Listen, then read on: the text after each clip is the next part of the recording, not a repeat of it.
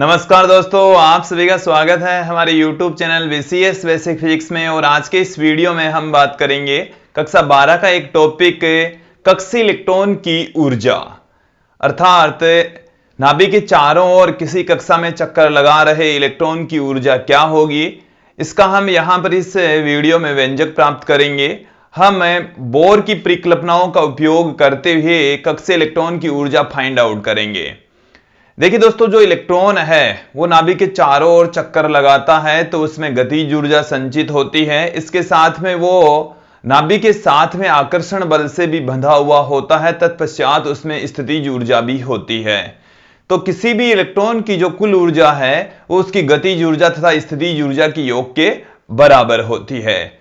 तो हम यहां पर सर्वप्रथम किसी इलेक्ट्रॉन की गतिज ऊर्जा की बात करेंगे, किसी इलेक्ट्रॉन की स्थितिज ऊर्जा की बात करेंगे, फिर उनका टोटल कर लेंगे तो हमारे पास में किसी इलेक्ट्रॉन की कुल ऊर्जा आ जाएगी। तो देखिए दोस्तों, कैसे प्राप्त करेंगे। हम यहां पर कंसीडर करके चलेंगे कि हमारे पास में nवीं कक्षा में कोई इलेक्ट्रॉन चक्कर लगा रहा है तो उसकी गतिज ऊर्जा क्या होगी, और nवीं कक्षा में चक्कर लगा रहे इलेक्ट्रॉन के लिए बोर की परिकल्पनाओं से हम गतिज ऊर्जा फाइंड आउट करेंगे। तो देखिए क्या है, देखिए nवीं कक्षा में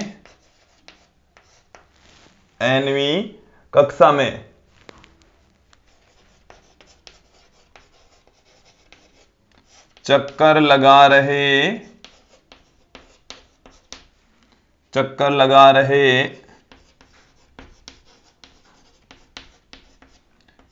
इलेक्ट्रॉन की कुल ऊर्जा, इलेक्ट्रॉन की कुल ऊर्जा उसकी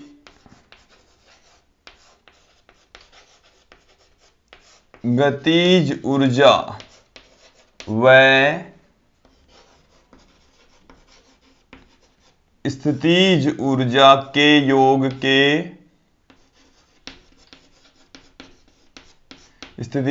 योग के बराबर होती है। गतिज ऊर्जा तथा स्थितिज ऊर्जा की योग के बराबर किसी भी इलेक्ट्रॉन की कुल ऊर्जा होगी। और किसी भी इलेक्ट्रॉन की कुल ऊर्जा फाइंड आउट करने के लिए हम देखिए उसे हम किस प्रकार से पुट कर सकते हैं कि जो कुल ऊर्जा है उसको En से, तो वो बराबर होगी गतिज ऊर्जा प्लस स्थितिज ऊर्जा के। इसे मैं देता हूं इक्वेशन नंबर 1। ये है nवीं कक्षा में कुल ऊर्जा, ये nवीं कक्षा में गतिज ऊर्जा, और यह है nवीं कक्षा में स्थितिज ऊर्जा। अब यहां पर हम गतिज ऊर्जा की वैल्यू फाइंड आउट करते हैं। सर्वप्रथम हम जानते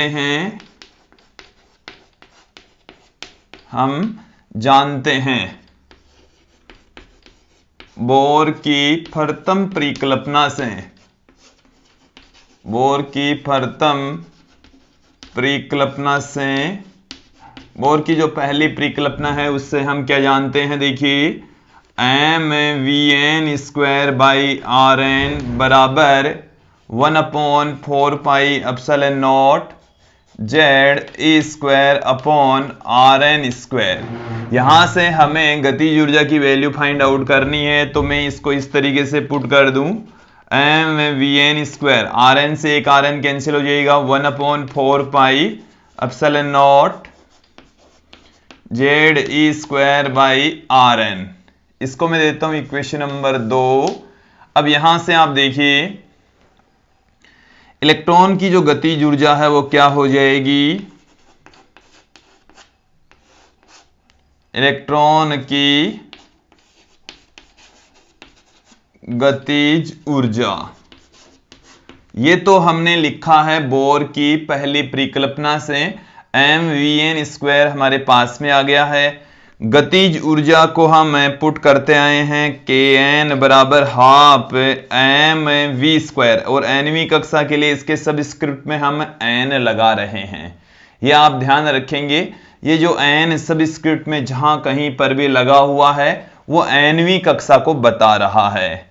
यदि मैं यहां से mvn² की वैल्यू यहां पर पुट कर दूं तो हमारे पास में गतिज ऊर्जा का जो सूत्र है क्या आ जाएगा, हाफ 1/4πε0। ये mvn² की वैल्यू यहां से उठाकर मैं यहां पुट कर रहा हूं, ये 1/2 यहां पहले से ही पड़ा है, ZE²/RN। इसे मैं देता हूं इक्वेशन नंबर 3। जो समीकरण 3 है वो हमारे पास में कक्षीय इलेक्ट्रॉन की गतिज ऊर्जा को बता रही है। अब हम बात करेंगे इलेक्ट्रॉन की स्थितिज ऊर्जा की। तो यहां पर देखिए nवीं कक्षा में चक्कर लगा रहे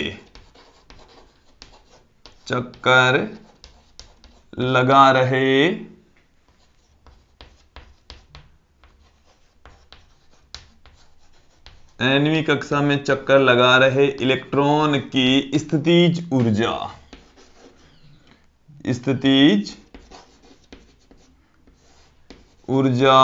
तो nवीं कक्षा में चक्कर लगा रहे इलेक्ट्रॉन की जो स्थितिज ऊर्जा है, स्थितिज ऊर्जा का मैं फॉर्मूला पहले आप लोगों के सामने रख रहा हूं।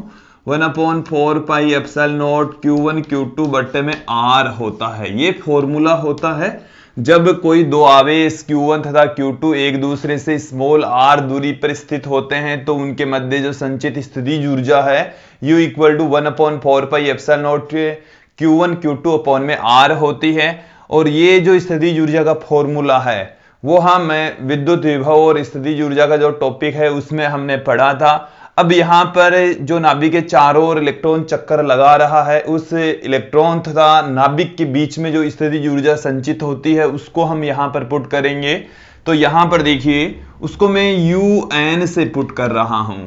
UN बराबर 1/4πε0 इंटू में, अब देखिए Q1 यहां पर मैं नाभिक का आवेश ले लूं तो नाभिक की यदि परमाणु क्रमांक Z है तो नाभिक पर आवेश होगा ZE, क्योंकि एक प्रोटॉन का जो आवेश है वो E के बराबर, तो Z प्रोटॉनों का आवेश हो जाएगा ZE, क्योंकि नाभिक पर जो आवेश होगा वो प्रोटॉनों की वजह से ही होगा। तो प्रोटॉनों का जो कुल आवेश है वो Z, तो उसमें प्रोटॉन होंगे और एक प्रोटॉन पर आवेश E, तो ZE प्रोटॉनों का आवेश आ गया। फिर Q2 है इलेक्ट्रॉन का आवेश, Q1 इंटू Q2, तो इलेक्ट्रॉन और नाभिक के बीच में ही हम आवेश देख रहे हैं, बट्टे में हमारे पास में है RN। इसे हम किस तरीके से लिख सकते हैं, देखिए ये नेगेटिव साइन यहां आ जाएगा, इसको जब गुणा करेंगे हमें तो हमारे पास में आ गया 1/4πε0 ZE²/RN। ये हमारे पास में UN की वैल्यू आ गई है। इससे मैं देता हूं इक्वेशन नंबर 4, समीकरण 4 मैंने इसको दे दिया है। ये हमारे पास में nवीं कक्षा में चक्कर लगा रहे इलेक्ट्रॉन की स्थितिज ऊर्जा आ गई है दोस्तों।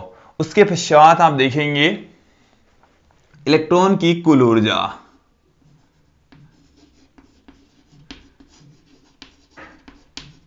इलेक्ट्रॉन की कुल ऊर्जा, इलेक्ट्रॉन की जो कुल ऊर्जा है उसको हमने समीकरण 1 में रखा है, तो समीकरण 1 के अंदर हम समीकरण 3 और 4 को समीकरण 1 में पुट कर देंगे। कुल ऊर्जा ज्ञात करने के लिए हम क्या करेंगे, समीकरण 3 व 4 को, समीकरण 3 व 4 को समीकरण 1 में रखने पर, 3 और 4 को समीकरण 1 के अंदर रख देंगे तो हमें क्या मिल रहा है, En बराबर Kn की वैल्यू कितनी है, हाफ। यहां से देखिए Kn की वैल्यू पुट कर रहे हैं जो कि हाफ 1/4πε0 ZE²/RN के इक्वल है। तो 1/4πε0 ZE²/RN। फिर यहां पर स्थितिज ऊर्जा UN की वैल्यू समीकरण 4 से पुट करें जो कि -1/4πε0 ZE²/RN के इक्वल है। इन दोनों पदों में से 1/4πε0 ZE²/RN कॉमन ले लेंगे। En बराबर यहां से हमारे पास में 1/4πε0 ZE²/RN कॉमन आ गया है। यहां पर रह गया हाफ, यहां पर रह गया -1। तो यहां से जब कैलकुलेट करेंगे तो हमें क्या मिल रहा है, देखिए En बराबर ये हाफ प्लस का माइनस का 1, तो इसमें से माइनस का हाफ रह गया, तो ये माइनस का half 1/4 pi epsilon not Z E square by Rn। इसे मैं देता हूं इक्वेशन नंबर 5। अब दोस्तों समीकरण 5 तक आप लोगों को समझ में आ गया होगा। यहां से हम Rn की वैल्यू पुट करेंगे। Rn की वैल्यू हम इससे पहले की जो वीडियो बनाए हैं उसमें आपने देखी होगी। कक्षीय इलेक्ट्रॉन की जो त्रिज्या है कि इलेक्ट्रॉन जब वृत्ताकार पथ में चक्कर लगाता है तो उस वृत्ताकार पथ की त्रिज्या का सूत्र हमने देखा था। उसी सूत्र को हम इस इक्वेशन नंबर 5 में पुट करेंगे, हमारे पास में स्थितिज ऊर्जा का सूत्र आ जाएगा। देखिए दोस्तों, हम इक्वेशन नंबर 5 तक आ चुके हैं, ये हमने पढ़ ली है, देख ली है। इससे पहले हमने जो वीडियो बनाए उसमें Rn की वैल्यू निकाली है, मतलब नाभिक के चारों ओर चक्कर लगा रहे इलेक्ट्रॉन की कक्षीय त्रिज्या का हमने व्यंजक निकाला है। उस व्यंजक में हमने देखा Rn बराबर होता है epsilon nought h square upon pi m e square into में n स्क्वायर अपॉन जेड, और उसी सूत्र को हम यहां पर पुट कर देंगे तो हमारे पास में इलेक्ट्रॉन की कुल ऊर्जा आ जाएगी। तो देखिए क्या है, हम जानते हैं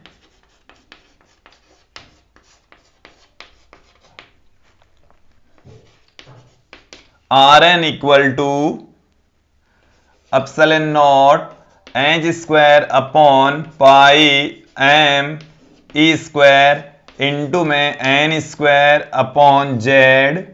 इसकी वैल्यू उठाकर यहां पुट कर देंगे। Rn का मान समीकरण 5 में रखने पर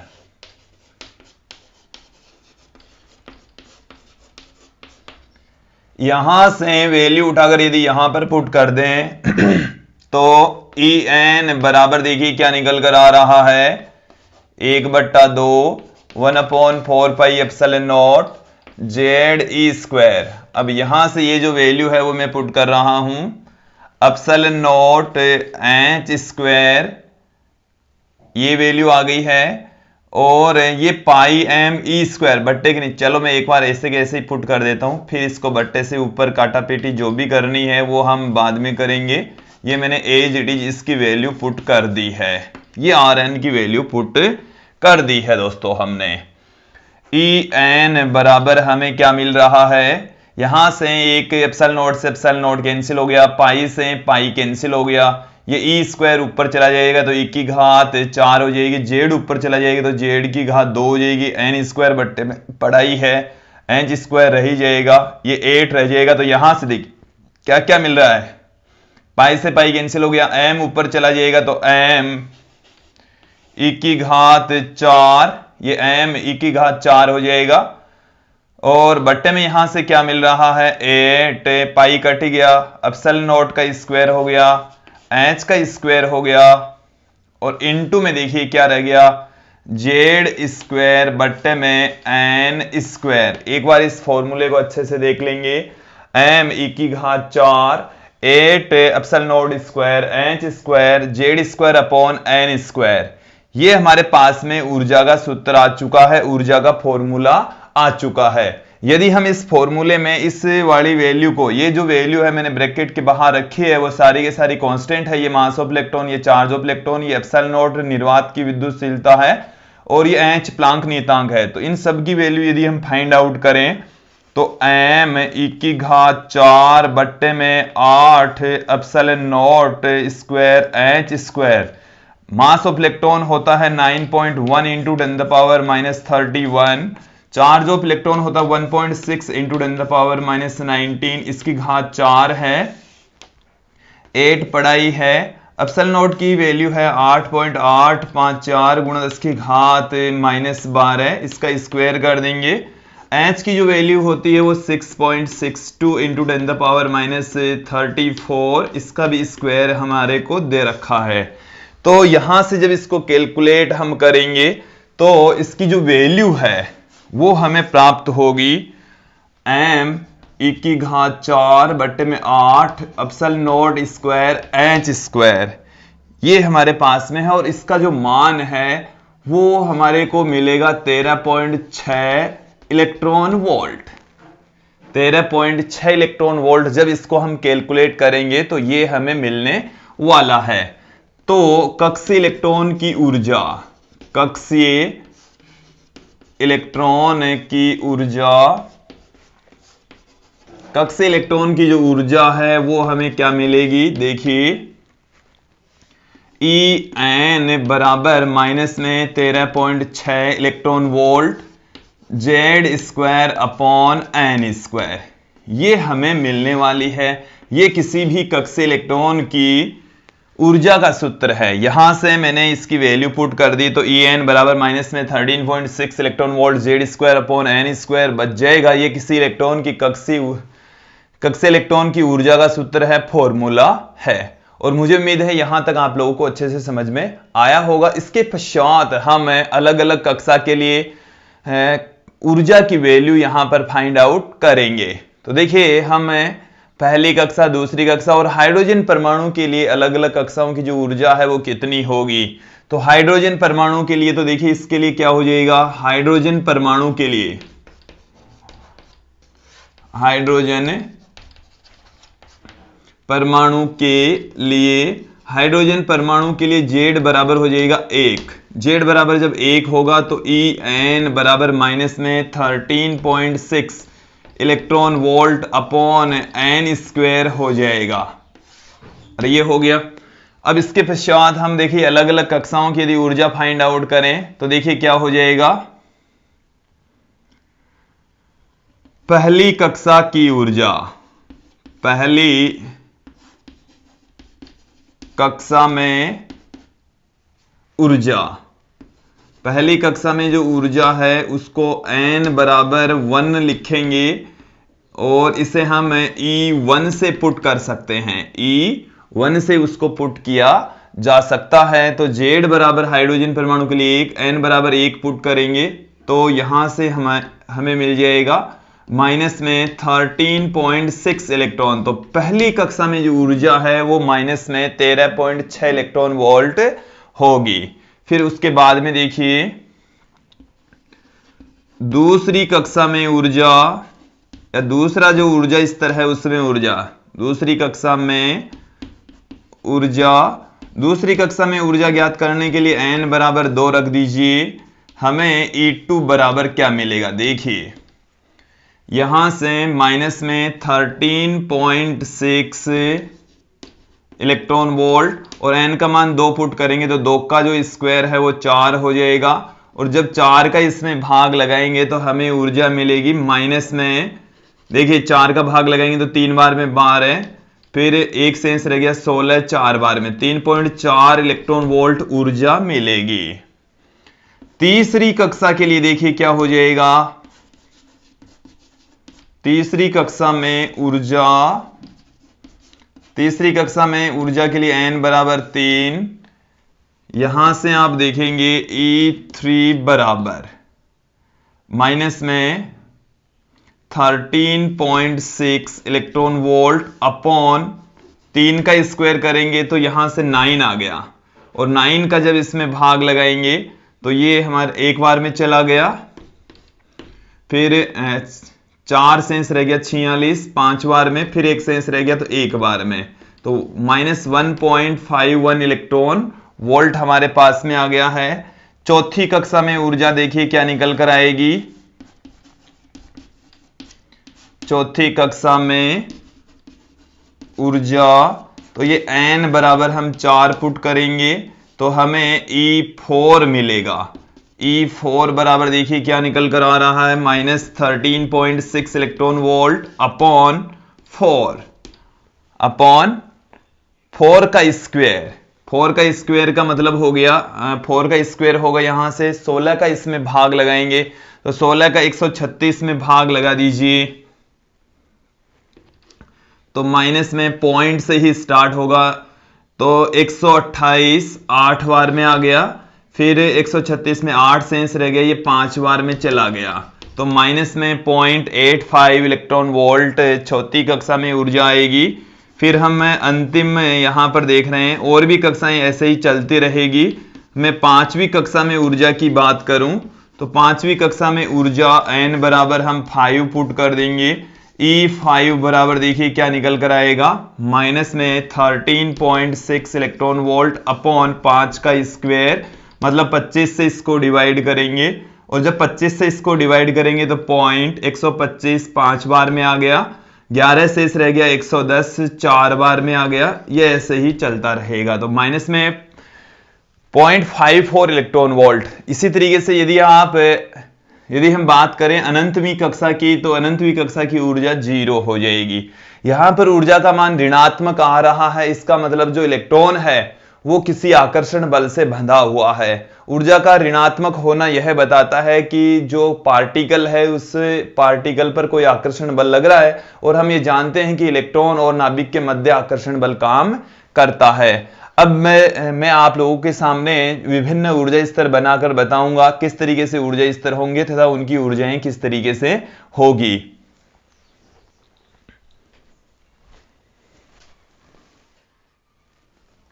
देखिए दोस्तों, अब मैं हाइड्रोजन परमाणु के जो विभिन्न ऊर्जा स्तर है उसके बारे में आप लोगों को बता रहा हूं कि ये यहां पर इसके नीचे नाभिक है, यहां पर नाभिक है, ये नाभिक है और इस नाभिक से कुछ दूरी पर चलने पर हमें प्रथम ऊर्जा स्तर जहां पर इलेक्ट्रॉन मौजूद होंगे, ये है प्रथम ऊर्जा स्तर और इसे हम n बराबर 1 से प्रदर्शित कर रहे हैं।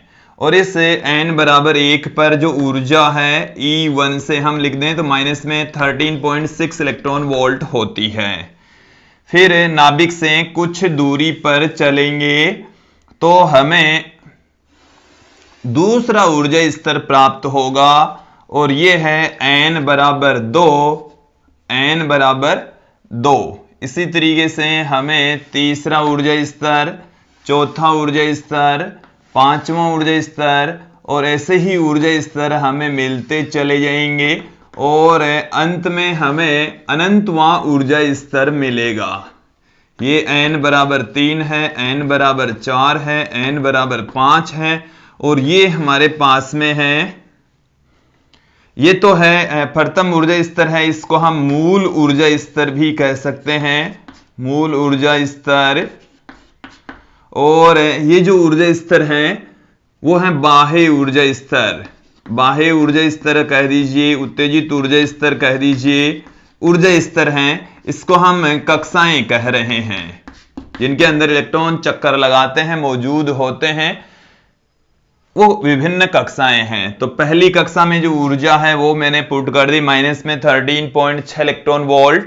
दूसरी कक्षा की जो ऊर्जा है E2 बराबर माइनस में 3.4 इलेक्ट्रॉन वोल्ट। तीसरी कक्षा की जो ऊर्जा है वो है माइनस में 1.51 इलेक्ट्रॉन वोल्ट। चौथी कक्षा की जो ऊर्जा है वो है माइनस में 0.85 इलेक्ट्रॉन वोल्ट। पांचवी कक्षा की जो ऊर्जा है वो है माइनस में 0.54 इलेक्ट्रॉन वोल्ट। ये इसी तरीके से चलती जाएगी और अनंतवीं कक्षा की जो ऊर्जा है वो शून्य होगी। इसका मतलब है कि यदि कोई इलेक्ट्रॉन अनंत पर मौजूद होता है तो वो नाभिक से कोई आकर्षण बल से बंधा हुआ नहीं होता है।